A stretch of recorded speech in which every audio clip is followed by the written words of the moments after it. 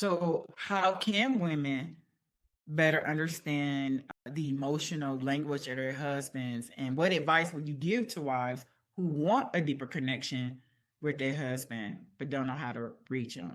You know, first, I think you better create a safe space. Don't, you know, hear him say something and then fight him on it. You know what I mean? Use it to fight with, rather. Also, don't shoot down what he's saying because you may be oversimplifying it. We ain't talking about women. We talking about me. But this is tough for me. You're gonna ridicule me for telling you something that I am giving you that I feel inadequate about or whatever.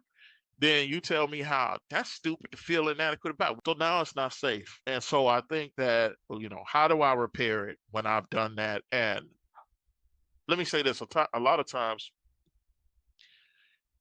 it's really tough for women to understand how a man feels about certain things because they've had to be stronger than they should have had to be. Meaning that a lot of women, let's just say they're single moms or raised by single moms, they've either done or seen bringing home the bread, taking care of the kids, handling all of the stuff with the kids' schooling, handling all of the bills, doing all of that stuff. And then when they see a man, complain about something, they're like, I've had to do that for all of this time. So it doesn't make sense to them why you're whining about it or whatever. But have you considered the thought that maybe the way you grew up or the way you had to deal with stuff isn't the way that it necessarily was supposed to be? Like you don't realize that, like, you now you want a man that's strong enough for you. So a man, it needs to be a bodybuilder for you who can lift 500 pounds